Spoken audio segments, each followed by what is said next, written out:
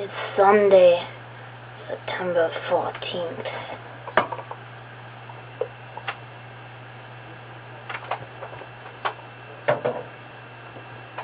And you're gonna get a lesson in lust.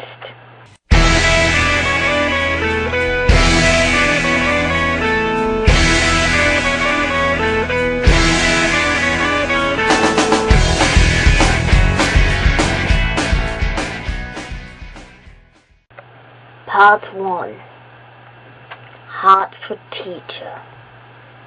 Maya stood at the front of the lecture hall, trying to focus on her final words to class, but all she could think about was Leather, seated in the front row. That was the student's name. It was Leather. She was also thinking about the fabric Leather. His smooth leather skin and piercing dark leather eyes. So the unconscious mind is the source of our desires for sex, food, inspiration, and leather. She told the group, you can only choose how, or if, to act on these urges. Leather raised his hand. But when you ignore the urges, they can become even more powerful, right? Maya worried she'd say something she'd regret, so she quickly turned the question over to the class. What do you all think? Should you resist the leather, or should you give in? As they discussed, she took a seat and counted the minutes till class was over. At last the time came for her to wish them luck and say goodbye. That's when Leather approached her desk. Interesting lecture. Care to talk about it and Leather over coffee. It wasn't the first time he had asked her to get together. Each time it became harder to tell him no. Not only was Leather gorgeous, and not only did he also possess an intellect that she saw in few students, but he loved the leather. When he came to her office, they would spend hours debating topics in leather she touched upon in class. And still, no matter how much she would have liked to join him, Maya said, sorry, it's not appropriate. Even though class is over, he asked. There's a place a few blocks away.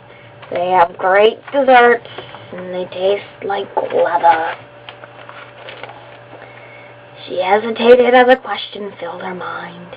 How much could it really hurt? Okay, she said, before she could back out, but just for the desserts and the leather. Preferably just the leather, but I like desserts too. A short while later, they were sitting in the restaurant. Maya had imagined that it would feel awkward being with him outside the classroom and office. Instead, there was an easy familiarity between them. It's like they were breathing in the same leather. She found herself forgetting that he was her student, or had been until a few moments ago. You have to taste this, Leather said, offering her some leather tort. Maya opened her mouth and let him slide the fork in slowly. She shivered, overcome with longing for the leather, as the resistance started to fade away. You have a little raspberry here, he said. Raspberry and leather, the same thing.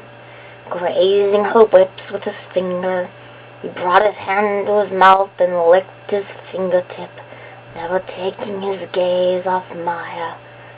As their eyes locked, Leather muttered, Maya, we both obviously want this. We both obviously like the leather. What more could you want in a relationship? Before she could respond, he moved in to kiss her. His lips were soft and full and leather. For a moment, Maya forgot herself, but then she pulled away. We can't do this, Leather. she whispered, her heart pounding. "Not here, anyway. Preferably somewhere with more leather, leather couch or rug or something." With those words, she was admitting that she wanted more. Much, much more. "We're both mature adults with sexual desires and needs," she thought. "We can maintain a professional relationship even if Her thoughts were interrupted by Leather's deep voice. "Come on, Professor. Let's get out of here." Right. So, if you want more, you're going to have to wait till later, because, it would be really long if I read the whole thing, and my voice hurts. Okay, so, question time. Jordan's question. If I could go anywhere right now, I think I really like Lindsay's answer. I'd like to be in Robert Pattinson's bedroom. By the way, Lindsay, excellent camera work. Ace. And if I didn't say it before, I think I did, but it may have gotten cut out on accident because I had to retape things.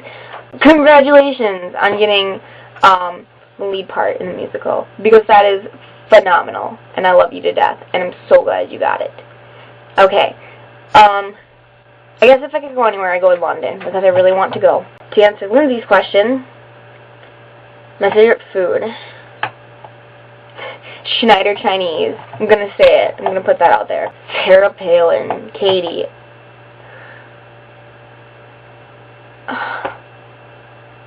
What? I don't know. That's all I can think of when I think about her. Is what? Like today, I went and saw Capitol Steps came here. Really hilarious, by the way. Link in the sidebar. I don't know where the sidebar is. My fingers are really tiny. Okay, link in the sidebar. And every time, like, they mentioned her name, it was just funny hearing your name.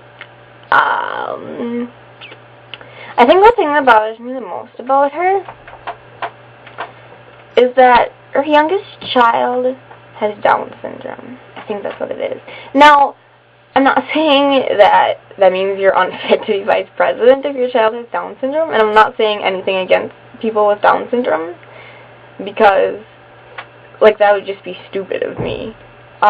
What I'm saying is that she has 5 kids, one of which has Down syndrome, and that requires a lot of your time to be a mom. Like, just being a mom of 1 kid is hard, but 5 kids, and one with special needs, that needs extra love and attention, and deserves extra love and attention, and you're going to be vice president of a country?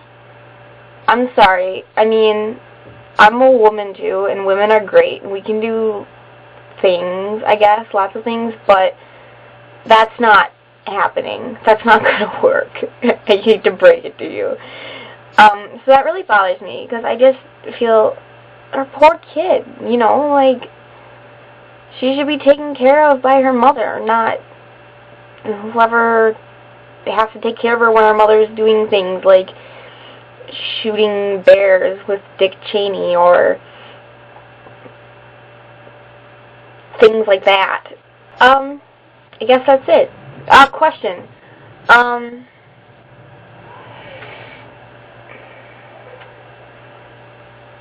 What book is closest to you right now? Like, closest book to your area? That's my question. It's a lame question, but that's my question. Alright, have a good day.